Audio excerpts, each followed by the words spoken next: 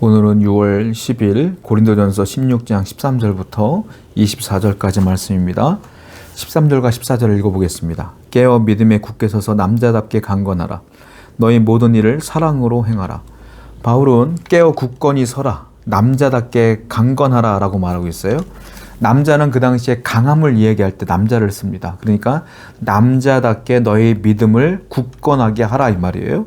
그런데 그 뒤에 보면 더 중요한 말이 있어요. 너희 모든 일을 사랑으로 행하라. 믿음이 강하고 강한 건 좋은데 어떤 일이든 간에 성도는 강한 것도 중요하지만 그 밑에 사랑으로 행하는 게 더 중요하다. 즉 모든 성도의 삶과 일에는 사랑이 기반되지 않으면 안 된다 이 말이에요. 세상의 일은 효율성을 중요하게 여깁니다. 능력을 중요하게 여기죠. 그러나 하나님의 일은 그렇지 않다는 거예요. 능력이 부족해도 사랑으로 행하라. 그것이 굳건한 것이다 라고 말하고 있어요. 그렇습니다. 성도의 가장 중요한 건 무엇입니까? 하나님을 사랑하는 마음으로 일하는 거예요. 그리고 이웃을 섬기는 마음으로 일을 하는 거예요. 그 두 가지 마음으로, 사랑의 마음으로 일을 행할 때에 여러분에게는 하나님의 은혜가 충만히 넘치게 될 것이라는 것이죠. 15절과 16절입니다.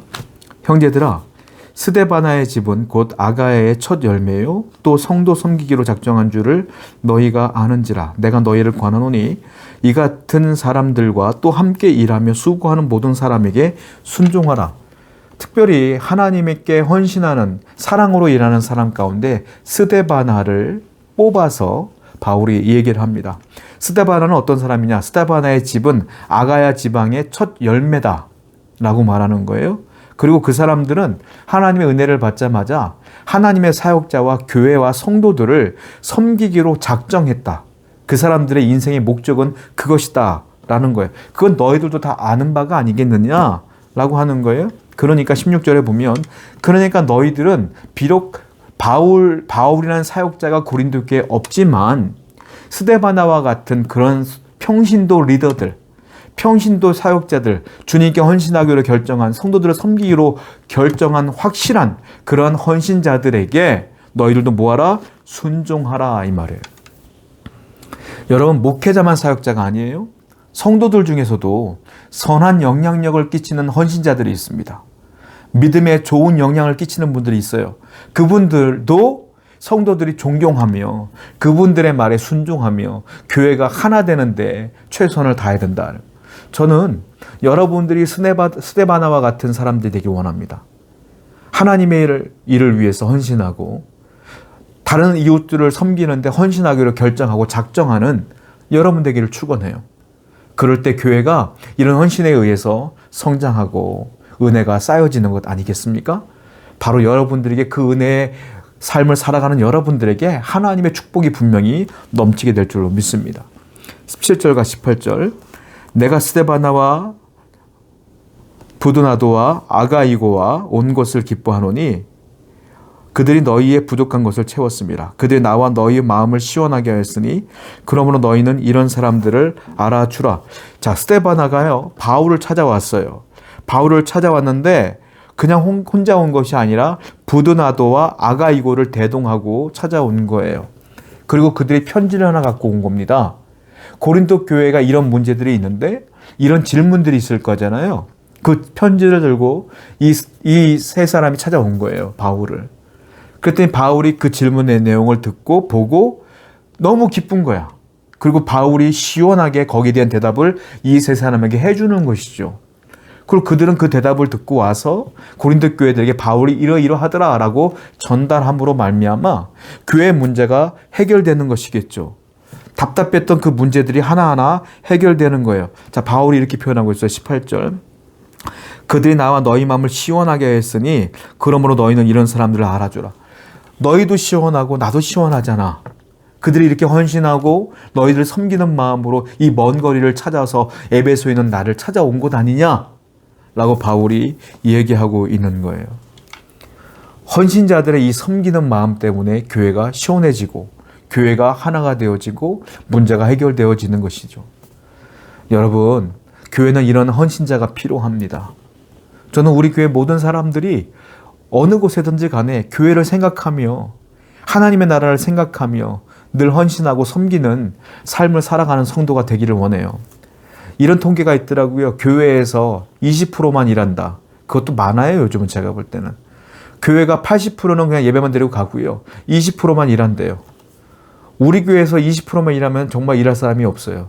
다행스러운 건 우리 교회가 인원이 많지 않기 때문에 20%는 훨씬 더 많은 분들이 일하고 있음에 감사합니다. 여러분들 모든 성도가 다 이스테바나와 같은 헌신자가 되길 원해요. 그래서 모든 성도가 하나님의 은혜 가운데 거하는 여러분 되기를 축원드립니다. 또 19절부터 20절 말씀 볼게요. 아시아의 교회들이 너희에게 무난하고 아골라와 브리스가와 그 집에 있는 교회가 주 안에서 너희에게 간절히 무난하고 모든 형제도 너희에게 무난하니 너희는 거룩하게 입맞춤으로 서로 무난하라. 나 바울은 친필로 너희에게 무난하노니.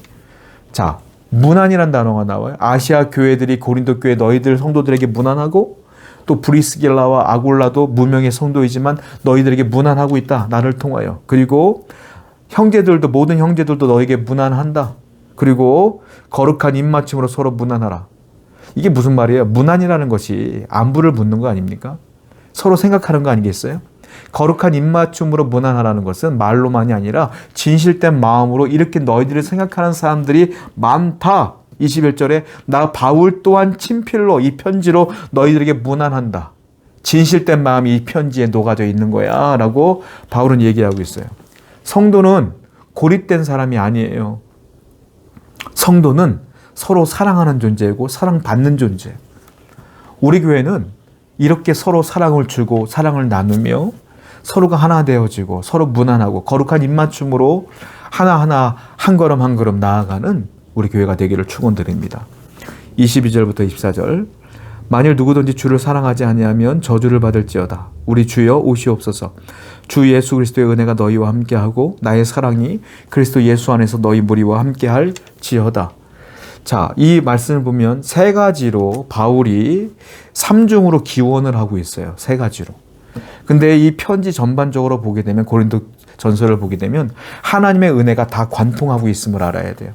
고린도 교회가 문제가 많은 교회로 우리가 알고 있고 이 편지의 내용도 이 성경의 내용도 고린도 교회 문제를 굉장히 많이 나열하고 있지만 결론적인 부분으로 갈수록 무엇을 알고 있냐면 바울은 하나님의 은혜로 이 편지를 관통하고 있음을 알아요. 자, 결론적인 부분이에요. 이렇게 말하고 있어요. 뭐라고 말합니까? 자, 먼저 첫 번째 기원입니다. 이름에도 불구하고 주를 사랑하지 아니하면 저주를 받을 수밖에 없어. 어쩔 수 없어 라고 기원을 하고요. 두 번째 23절 보니까 주 예수 그리스도의 은혜가 너희와 함께 하기를 원한다. 고린도 교회 성도들 가운데 이 성경을 읽고 그래도 은혜를 받는 여러분들에게는 은혜가 있기를 원합니다 라고 말하고 있어요. 24절 나의 사랑이 그리스도 예수 안에서 너희 무리와 함께 할지어다. 나의 사랑이 너희 무리와 지금도 나도 진심으로 함께하고 있어. 이 말이에요. 무슨 말일까요? 바울은 고린도 교회가 그렇게 문제가 많고 어려움이 있어도 교회의 사랑함을 포기하지 않는다 이 말입니다. 문제가 많은 교회도 바울은 그 교회를 사랑했다. 문제가 많은 성도일지라도 나는 그 성도를 사랑했다라고 말하는 거예요. 여러분 그렇습니다. 우리가 문제가 많고 죄가 많아도 하나님은 여러분들을 끝까지 사랑하십니다. 우리 교회가 그런 문제가 없는 교회가 되길 원하며 우리 성도가 그런 문제가 없는 성도가 되길 원하지만 혹시 우리가 죄를 지으며 그런 문제가 생길지라도 하나님은 끊임없이 우리를 사랑하기에 회개의 기회를 주실 것이며 돌이킬 기회를 주실 것입니다. 돌이키면 또 하나님은 우리를 사랑하신다 이거예요. 그러므로 여러분 평생 하나님과 동행하시며 사랑하는 여러분 되기를 축원드립니다. 기도하겠습니다. 하나님의 은혜가 우리 삶을 관통하고 있음을 알게 하여 주옵소서. 오늘도 하나님을 사랑하는 마음으로 살길 원합니다. 예수님의 이름으로 기도드렸습니다. 아멘.